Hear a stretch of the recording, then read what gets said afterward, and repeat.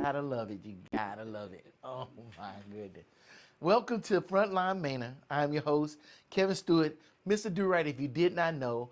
And once again, I have my friend, Manor historian, Wayne Schneider. How you doing? I'm doing great. Man, we're gonna put this show on by hook or crook. I'm trusting you. Yeah, I appreciate you trusting me. I'm not sure if I trust myself anymore. Oh my goodness. I was telling him, I'm like, I can make enough mistakes on my own. I don't need equipment making mistakes for me. So sorry about that. But we here. And you didn't even know there was problems, so that's how honest I am. All right. So today we're gonna let Wayne take it over, and he's gonna talk about some Manor historical buildings in the area. All right, we're going to look at two of the oldest buildings in Manor that are still existing, that were started out as businesses many years ago, and see how it happened, and what they were used for, and what happened to them, and all this sort of thing. But Okay. they're buildings that are still standing and are still in use today. Okay.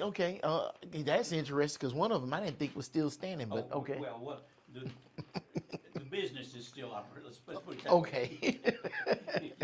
All right, first one we're going with is a building located at 201 Parsons Street. Okay. I don't know whether you're familiar with, there's a intersection right there, it's right on the corner, and there's only three buildings there, because there's one of the corners is a vacant lot, so there's only. Well, you know what? I'm finally set up to where I can sit up here. You say it's on It's at the corner of Parsons and Burnett. Parsons and Burnett. Okay, I see Burnett. You might have to guide me. Which way? Here's Burnett right here. Okay, yeah, and, oh, yeah, go back where you were. Back where we're. Yeah, right there. Oh, So so there's a little bit further up, little bit up, down? yeah, down. You're up. Okay, so Burnett. And Parsons, okay, back down.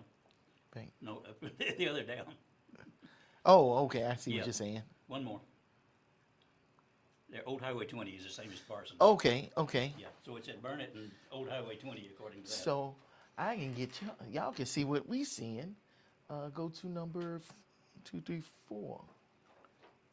Nope, 5. Here we go. So about where? Right at the corner? Right at Burnett. At the light? No, keep going over to that way. Yeah, cut that way. Yeah, keep going. Mm-hmm. And hold up. Oh, that's South Burnett Street. Yeah, we're talking about right there. That's it. We're talking about not that one, this one, that one right there. Okay, the daiquiri shop. Yep, Okay, okay. that's what's in there now. Oh, all right, fair enough. That's the building we're talking about. Okay, But I want to start a little bit before that building was there. okay.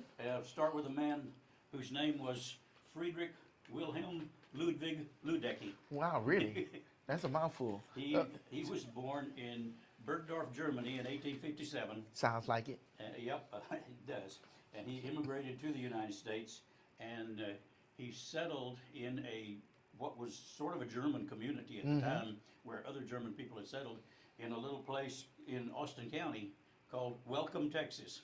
That was Really? the name. That was the name. When they got ready to put in a post office in 1871, they had to give the town a name. So they named it Welcome, because they said it was such a nice, friendly community, and all the people treated you so nice, so they just named it Welcome. Okay, is it still It still? still exists. Really? It's sort of halfway between Brenham and Gonzales in East Texas. It's Welcome, Texas is the name of it. I need this with you, man. I should have had this from the beginning. Texas. Wow, really? So, look at here. Let's pop it up for him. Overlay 5. No, my goodness gracious. Here we go. So, welcome, Texas. Right here. Yep. There it is. Yeah, There's Belleville. Brenham and Gonzales is down south. Okay. So, And they got a picture. Welcome, Texas. They got a tract out there. So, yeah, welcome. Get ready to do some work. Okay. so that's where he first stopped. When he first came to Texas, that's where he went. But about a year and a half later, he, we're gonna call him William. Okay. Instead of the name I just gave you. Luke Ween? Yeah, Yeah. because That's tough. the time after he got to Texas, he went by the name of William Ludecky. Okay. But about a year and a half after he'd gotten to Welcome, he moved on down to Austin. Okay. Stayed in Austin, well, he arrived in Austin on Christmas Day in 1875, but he only stayed a few months because by March of 1876, he had moved to Manor. Okay. And that's where he operated a blacksmith shop here in Manor. All When right. when he first came, that's what he first did, operated a blacksmith shop. But later on, he would buy land outside of Manor and he would set up a pretty good farm. And over the next 50 years, he became a really successful farmer and one of the leading citizens and leading merchants in the town of Manor. Okay. So he has quite a history there. In fact, even on my blog, I've got an article that's devoted just to the Ludecky family because him and so many of his family members were so important and so influential in Manor that I've got a article on just the Ludecky family. Okay. He had two daughters that went by Pansy and Birdie. Oh, okay. That wasn't their real names, but that's what they went by. Oh, really? Okay. But anyway, Pansy Birdie. Okay. on December 20th of 1880, Mr. Ludecky paid James Manor $60 for Lot 4 in Block 30, where he opened a hardware store, a farm implements and hardware store in downtown Manor. And Lot 4 in Block 30, you know, if you were leaving here and going out towards 290, when you get to the red light there, the four-way red light, there's the GC Cleaners Yes. sitting right there.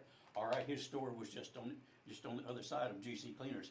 There in that block on that side, there's only the two businesses. There's the GC Cleaners and there's that big metal warehouse that's in there. Right. That metal warehouse belongs to Anderson Coffee Company, and his hardware store was between the two of those. It's a vacant lot now. Okay, that little lot that's in between those two buildings is where the blacksmith. Yeah, in fact, I should have a picture of his hardware store. Oh, okay. And I said blacksmith, but you said he had a hardware store. But But it did. later on, he opened a hardware store after the Okay. blacksmith shop. Yeah. Okay, out of the same building. No, this was a different building. Okay. I don't know where his blacksmith shop was actually, but Interesting. there's his hardware store in downtown Manor. And it was okay. I It think was right beside the GC Cleaners. okay. You know, I don't have that on my tablet, so he threw me for a curveball. I was gonna have it. Well, that wasn't part of what we were talking about. It just happened to cross my mind that I had that. Right there in downtown Manor. Yeah, right next to the GC Cleaners. Okay. So that was his hardware store.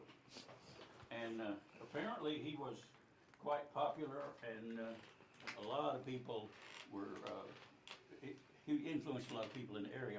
Mm-hmm. But let me switch just a second, we'll get back to him in just a minute. But in 1896, there was an article that was published in a newspaper, a Manor newspaper that had only started just a couple of months before. And it was called the Travis County Democrat. That Okay. was the name of the paper. And they published an article, and it said that this, I'm gonna read the whole thing because it kind of sets the scene for where we're going with this.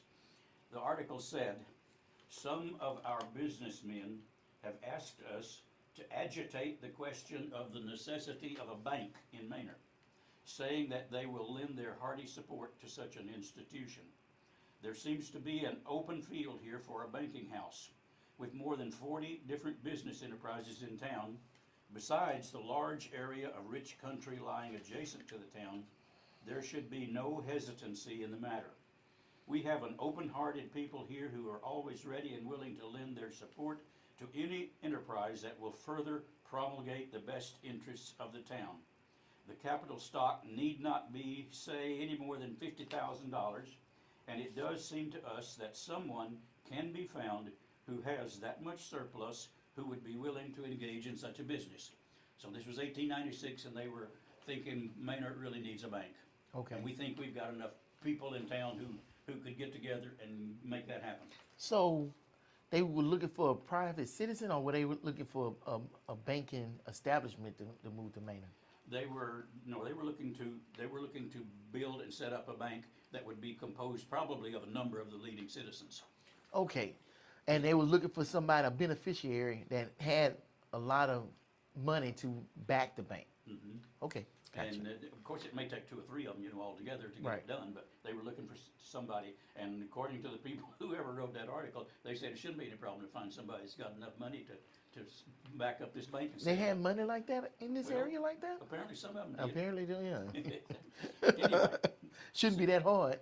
so since there was no bank in Manor at that time, Mr. Ludecky himself became kind of a private banker for a lot of the other merchants and some of the farmers around the area that had money. He became kind of a private banker for them because they would bring money to him to keep safely in his store, to safeguard it for them in his store. Okay. There was no bank vault to put it in, so they would bring it to him. There was an article in an Austin newspaper in 1926, and the whole article is all about the Ludecky family. That's what it's all about. And one of his sons, whose name was Henry Herman Ludecky, he described in that article how he remembered seeing farmers bring in kegs of silver dollars to Mr. Ludecky to keep safely in his store for them. Wow. Because they didn't want to take a chance keeping it out on the farm or wherever, so he said they brought in kegs of silver dollars. Well, if everybody was bringing the money to the hardware store, who was protecting the hardware store? Because everybody want them, you want to bring their money there, but who's protecting their money at the hardware store? I kind of wondered that same thing. Okay, There was okay. no answer in the article. Huh. All it said was that he used to bring, he remembers when he was a kid, seeing farmers bringing in kegs of silver dollars for his father to keep safely at the store. And what was the silver dollars from?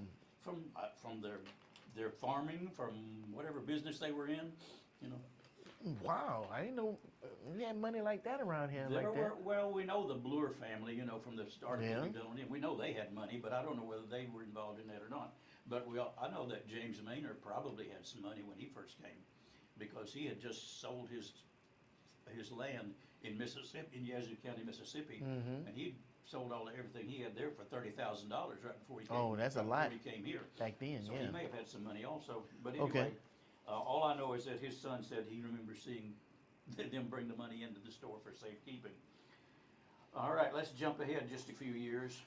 February 7th, 1904, Mm-hmm. there was a short article printed in the Austin Statesman newspaper, and the headline for that article said, "Little town of Manor is to have a national bank." Wow. This was 1904. Okay. And then the headline beneath that, the subheadline said, "Enterprise of the businessmen of that thriving little place evident in a new organization." And the article said that the comptroller has authorized J.W. Hoops, J.L. Rich, J.B. Gibbs, Thomas Palfrey, and I.D. Eigelhart Jr. to organize the Farmers National Bank of Manor with a capital stock of $25,000. So those people got together and put $25,000 together to organize the Farmers National Bank. And that Farmers National Bank was not associated with any other bank. Okay. Nope. It was established here and it was run here Yep. by the money here. Yep. Gotcha. Now, that picture you have of the wooden buildings, that first one you had up there earlier, Yeah, let's see. that one? This. Okay, that's what we're going to look at next. Now, the original bank apparently opened in 1904, Okay. as near as we can tell. And it was located on the south side of Parsons Street. You know where the Manor Grocery is and the Relax Inn that's right next to there? Right. It was right in that area. So right there where that's sitting is where it was. Yeah. Understand. And there's a little article printed in the Houston Post newspaper on July 25th, 1904, Mhm. and it said, W.B. Rector, Mr. Rector was a big merchant and big leading citizen in this area also, and it said, W.B. Rector will soon open up a stock of general merchandise in the Wheeler Brick next to the National Bank. Now, the Wheeler Brick, I've seen several other references to it. There was a man named John Gill Wheeler. He was one of the very first people, even before there was a town of Manor. He was one of the big merchants in the area. Okay. He had a store, but later on, he built 4 brick buildings down on what we call Parson Street, or Main Street at that time. And he built 4 brick buildings, and they were simply referred to several times in articles as the Wheeler Brick Okay. buildings. Now, if you'll look at that picture, Okay. this article said W.B. Rector would open a store next to the National Bank. Okay. If you look at that picture real close, Mm-hmm. see that sign right Yeah, there, that's- W.B. Rector. Yep. Right And I next see to it is the bank. is the bank. Correct. So that's where the Farmers National Bank was located when it first opened up in 1904. And the drugstore was right next to Yeah, it. right. And you can see that these are brick buildings. See up at the top? Right. You can see those are, and there's 4 of them. If you look at them, there's 1, 2, 3, 4. You can see the tops of them up there. So there's, But this is not the same building that's there now. no, this was all, Gotcha. this is different buildings from Okay. what's there now. Understand. Yeah. But so we know that's where the Farmers National Bank was when it first opened. Okay. It was right there where the Manor Grocery and those other buildings are, right in there.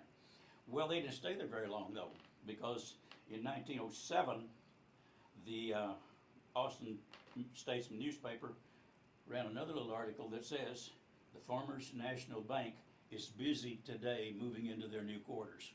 That was June 28th, 1907. Okay. So they already moved into a whole nother building. Yeah, now you get to that second picture. Okay. That one. That's the one they built and moved into Oh, this? in Oh. 1907. Okay. That's the one.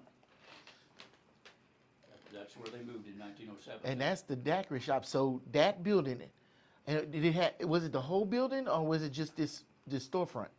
The whole building that you're seeing there, not the little part on the way Okay. over here on the left, that little Okay. part that's added over there, not that part, but everything else that you're seeing there was the bank building. Wow. Wow. And they built that in 1907 and moved into there then. I think. I mean, I know it's a business there now. I think it'd be interesting to see the layout of that building to see how the bank was. Because how big of a building do you need for a bank back then? Yeah. I should have brought it, I guess I should have sent it to you. I have a picture of a lobby of a bank building in Manor, but I don't know if it was this one. Okay. But I imagine it was similar. Okay. But the funny thing is, it shows the counter with the people standing behind the windows at the counter, and it shows spittoons sitting along the floor where they come up to the windows. I guess. All right. I can see me. Oh, my goodness.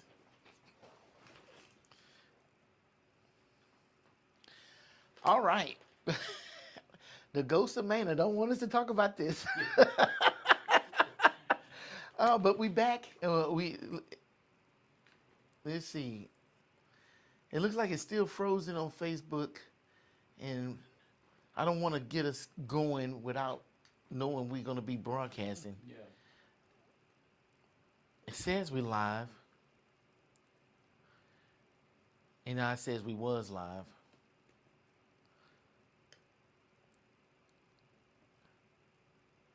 Interesting. So I think we missed that opportunity. Yeah, now we're not live. All right. So what we're gonna do? We're gonna stop this. Boy.